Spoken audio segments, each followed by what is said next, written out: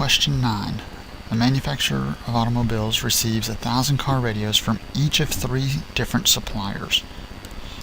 That right there is very key. We have 1,000 radios from each of 3 different suppliers. We have 3,000 radios. So, something to keep in mind. Unknown to the manufacturer, there are 5 defective radios for A, 7 for supplier B, and 2 for supplier C. So in terms of our A, B, and C, we have, in terms of bad ones, we have 5, 7, and 2. Now, as a means of quality control, one radio is selected at random from each of the shipments. So we're going to select 3 radios. What's the probability that all of the radios are in working order? So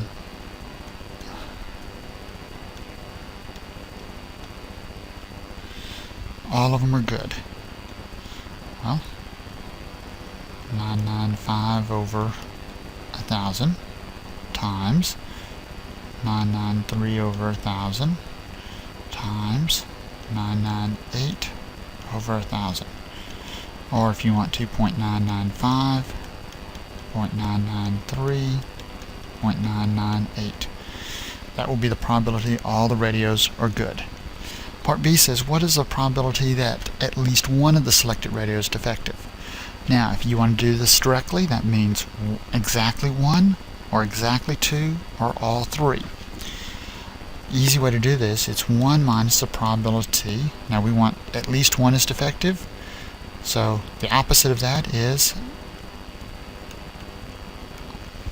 all good.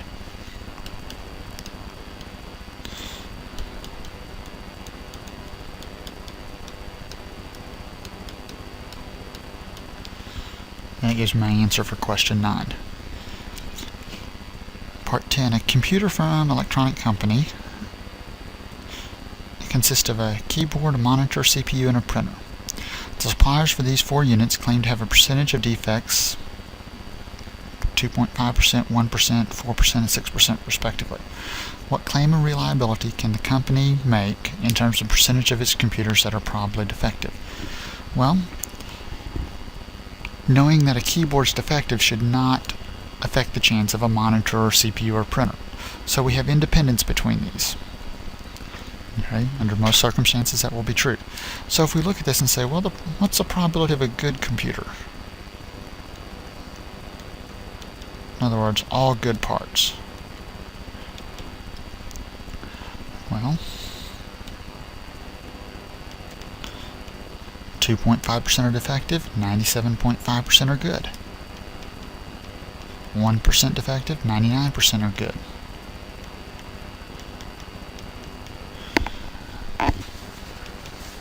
So if you crank all this out, you get 0.8710.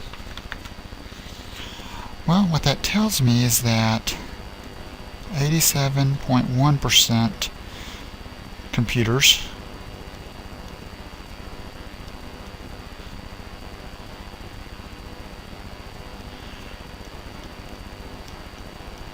are good. Well, likewise, this basically implies that 12.9% have at least one item defective. So that gives us our answer for question 10. Question 11. A retailer receives 2 shipments of TV sets. The first shipment from Company A is known historically to be 5% defective. The second from Company B is known to be 3% defective. So we have 2 different companies. These are independent of each other, so one person getting defective from one company will not affect the chance of a defective from another.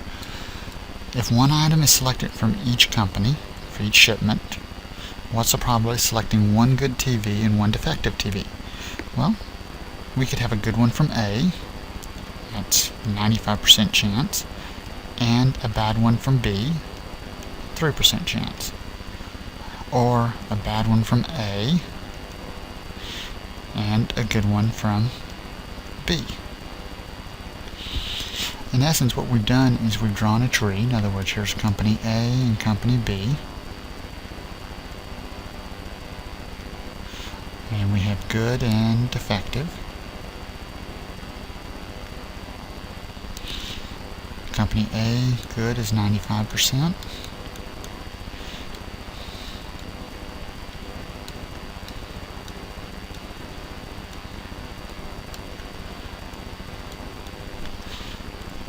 And on this tree, we're looking for one good TV and one defective. So we're looking at that branch and that branch.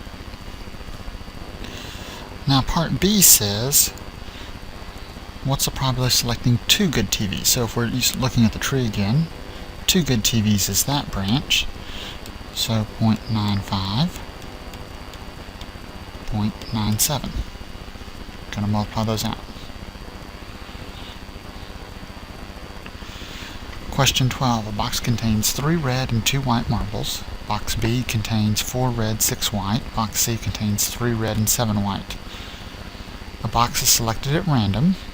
Each box has a third chance of being selected, and a marble is drawn from this box. What's the probability the marble is red? So if we're going to draw a tree, we have A, B, and C, our 3 boxes. And each one of them has a third chance of being selected. Now, box A has red and white, so 3/5 and 2/5. Box B contains red and white, 4 and 6, so this is 4/10 and 6/10. And 3 and 7, so that's 3/10 and 7/10. So here's our tree, and we want to know what's the probability the marble's red. So it's all the branches that end in R.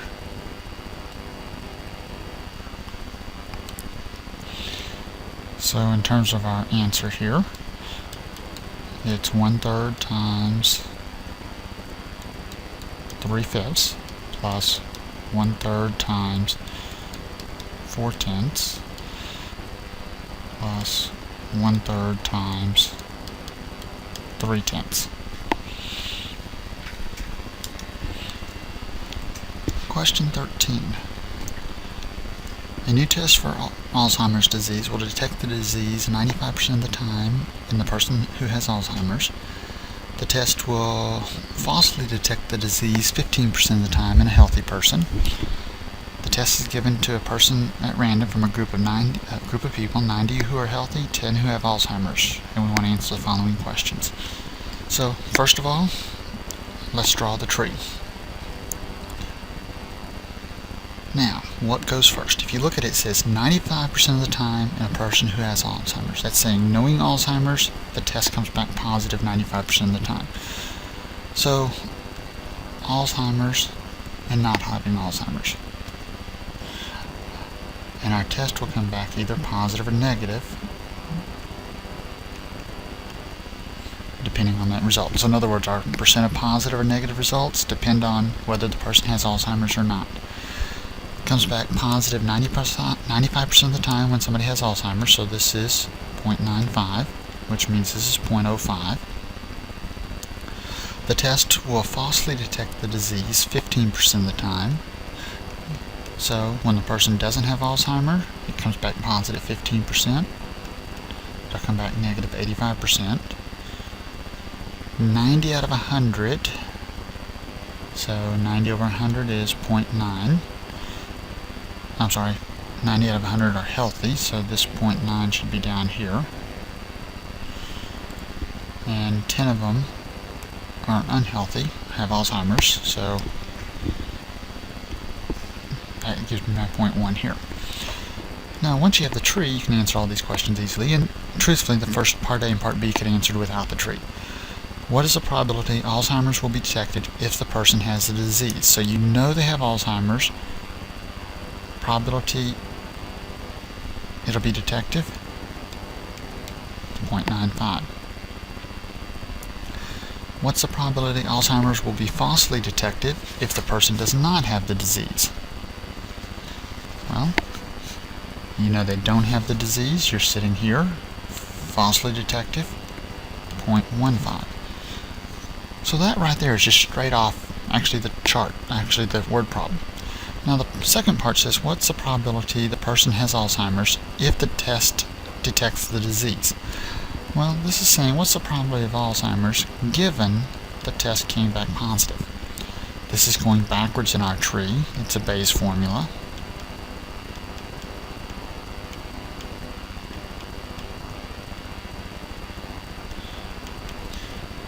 So A intersect positive, that's a 0.1 times 0.95.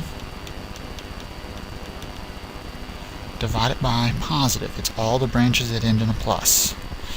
So all the ways of getting a positive result is what we're dividing by for the bottom.